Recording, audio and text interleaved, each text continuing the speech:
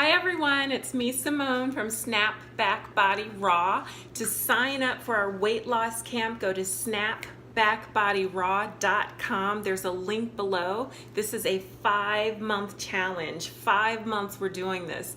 For every day during this camp, I will release a video where I'm cooking foods and talking to you about raw foods and what these foods are doing for our bodies.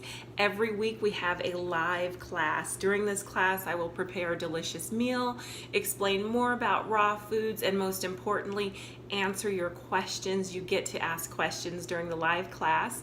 And every day you have access to our private Facebook group where you can share your recipes, you can share successes, and you can give support to your teammates, which is so important as we're going through this process. Today we are on day 15. Oh my goodness, day 15. That is 5 3 times. I'm so excited about that.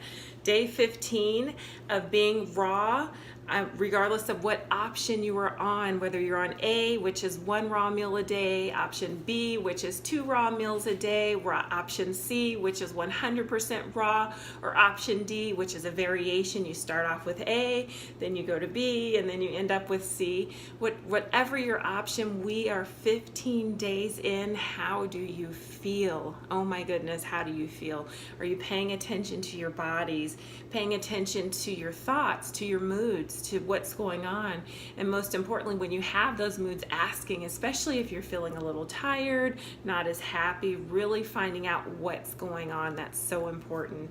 I wanted to talk about my day. So I got up at about 6 o'clock, and which was surprising a little to me because I went to bed a little late. So I told myself, okay, I can get up a little later. So I set my alarm for 6:44, but I woke up well before my alarm went off, which was nice because I had ample time to walk. I went to the park at 7. I did a mile today. Actually, I did 1.3 miles and it was 24 minutes. So, but that's the amount of time and the distance that I walked at the park. Oh, something that was really neat. I know that I told you that there are exercise stations at the park that I walk at, and as I was walking to the exercise station, there's only one that I stop at, and I don't stop every time I pass it, but one time every day I do stop. And this one has a balance beam, which is just basically like a plank that you walk on if any of you haven't had gymnastics. It's a balance beam, and it also has a bar that you can hang from.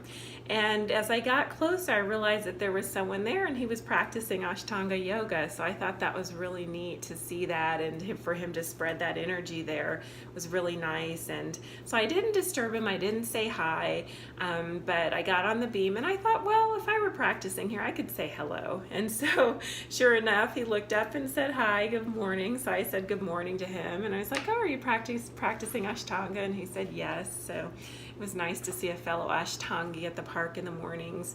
I get on the balance beam and I walk 3 times. I go forward, backwards, and forwards. And then I go to the end of the balance beam and I do a pose that in yoga is commonly called dancer's pose. And that is where you stand on one foot, and the foot you're not standing on, you grab that at the ankle and you pull it up. And you eventually get to a point where you can pull it all the way up and you can hold it with both hands. You see a lot of ice skaters doing that.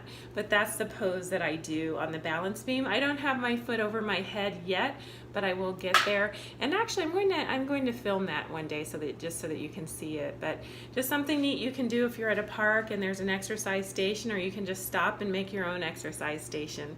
So that was my morning walk. Then I started work at 8 a.m. this morning, and I had what I call a watermelon bowl, which is I just slice a watermelon in half, put half of it in a bowl and get a spoon, and I scoop out of it throughout the day.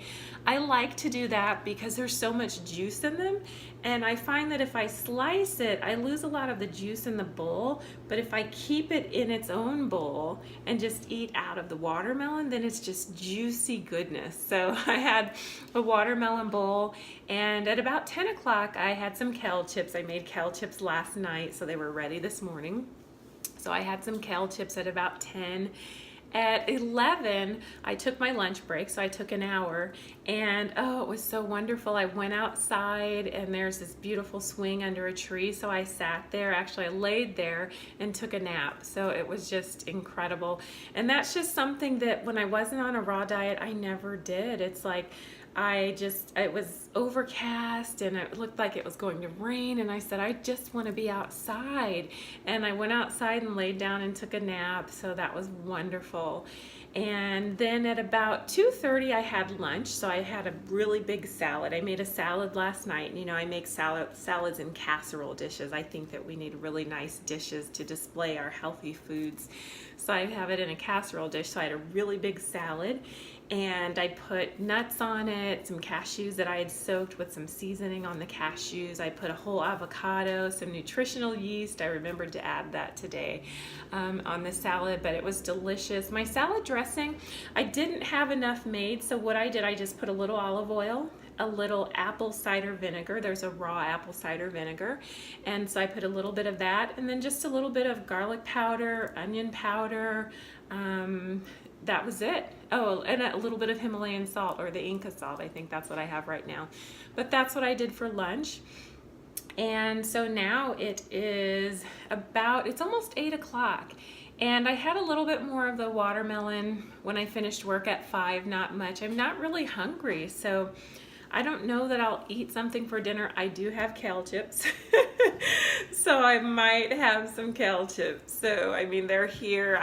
If I open the dehydrator, I'll get them out, and so I'm sure I'll have some of those. But that was my day today, and I was excited that it was a little overcast. And when I was outside for my nap, I got 1 drop of rain, so that was really nice. And this is my water. I just wanted to show everyone this is the mug. So I want to drink to being on day 15. Let's drink to that. That's delicious. And because we're on day 15, I decided we need to make chocolate. So chocolate is something that a lot of you might have every day. There is a raw chocolate that is delicious. So we'll make that. And oh, if you're wondering what's in my water, these little guys, they alkalize the water. They're biospheres, but they alkalize the water. And some of you might buy alkalized water. Well, the biospheres alkalize the water. So I always have those in my water. And that's something that I've had in my water for years. There's someone here who makes them, and he's really interesting. So I get them from him. But that's what my water is. Something that your body does naturally on a raw diet is it's in an alkalized state, which is a state of healing. And your body really heals itself well when it's in an alkalized state, and that's what raw foods are. They're alkalized. There's a pH scale. It's 0 to 14. 7 is neutral. Anything above 7 is basic or alkaline. Below 7 is acidic. And so our raw foods are basic. And what you look at is not so much the pH of the item or of the food before you put it in the body, but what it does once you get it in. Because when you look at lemons, those have a pH of about 2 to 3. But when you put it into the body, the byproducts, what happens to the lemon itself, what it becomes, it's alkalized. And so that's what it does in the body. And so that's one of the reasons our bodies are healing so nicely on this diet. I know a couple days ago, I did a video where I was telling you what I've healed. And I'm excited to hear what you're healing. So remember to leave it in the comments. But let's get started. We have chocolate to make, which means we will have chocolate to eat. So let's get started. So today we are making chocolate. I am excited. I love chocolate. And when you have this made in your refrigerator and when you're wanting to have a snack, it's just delicious. So let's get started. Today we're making chocolate, and our ingredients to make chocolate, we have raw coconut butter, and this is raw coconut butter. In case you haven't seen it before, I buy organic, but it's raw coconut butter. It comes from the coconut. It's thick, it's delectable. That's the raw coconut butter. We have cacao, which this is the cacao, 1 cup of cacao. And cacao, this is actual chocolate. I know a lot of us have seen cocoa or chocolate. It's actually derived, the word cocoa derived from cacao. This is real chocolate. And so this is what we're using in our raw chocolate. We have raw agave, and we have 1/2 cup of raw agave, and then any toppings that you want, whether you want raisins, cranberries, I have some almonds, whatever it is that you're desiring to use as a topping, please have that. But 1 cup of each of these, so 1 cup of raw coconut butter, 1 cup of raw cacao powder, 1/2 cup of raw agave. You can also use honey, you can use coconut nectar, and whatever toppings you want, whatever raw toppings you have. So those are our ingredients. The coconut butter, it thickens. It becomes like a loose butter, and so we have to warm it. And what you want to do is you want to warm water. That's why I have this pot. I just want to show you what I did. So I warmed some water, and then I put the jar in the water. It not hot, it wasn't boiling. I just warmed it, and then I turned the heat off, and I put this in. I made sure that I had a pot holder nearby because this might get a little bit warm, but remember, we don't want this to cook. We don't want this above 118. So we're not boiling. We're not putting the raw coconut butter directly into a pot. We're just warming some water and then putting the coconut butter in. And so that is that part of the process. Okay, so let's get started. I have my spoon, so the first thing I will do is put my coconut butter into the bowl that I'm going to use to mix everything. And I think I'll use a spatula. I just want to make sure that I get all of that out of there.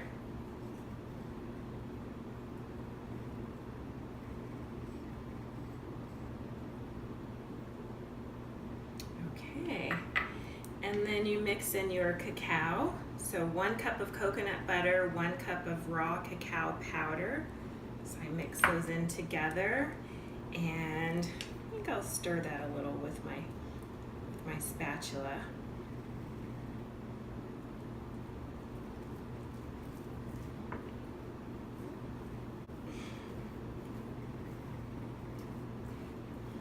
Okay, and then you want to add your sweetener. Remember, you can use agave, you can use honey, raw honey, you can use raw coconut nectar, and you really want to taste it. I said 1/2 cup of agave, but this is less than 1/2 cup because you know how sweet you want your chocolate to be. So make sure that you taste it. That's why I have these extra 2 spoons here, so that I can taste it before I refrigerate it, just so that I can make sure that I have enough sweetener and that it's delicious. And then I'm stirring in the agave.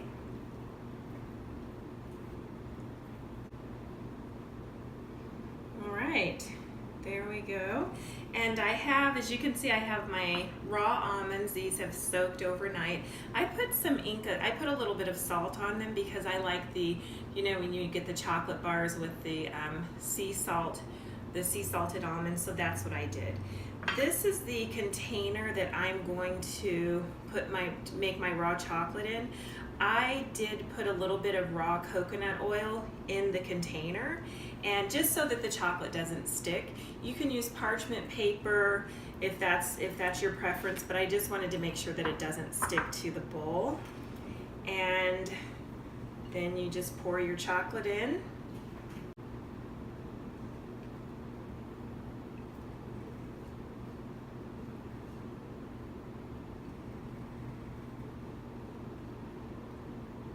Okay, there you go. There's our chocolate. I have the almonds, so I'll add those in.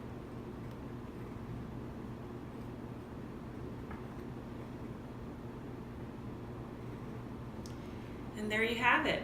I told you it was easy. We have our raw chocolate. You can refrigerate this or you can put it in your freezer, either way. Once it solidifies, once it hardens, you do need to keep it refrigerated so it doesn't melt. But this is our chocolate. What I'll do when it starts to get a little bit hard is I'll cut this into squares so that I can take out the individual squares when I want to have chocolate. But this is our chocolate. It's delicious, it's quick, it's easy. I like to keep this in my freezer so that when I want chocolate, I have it. But there you go.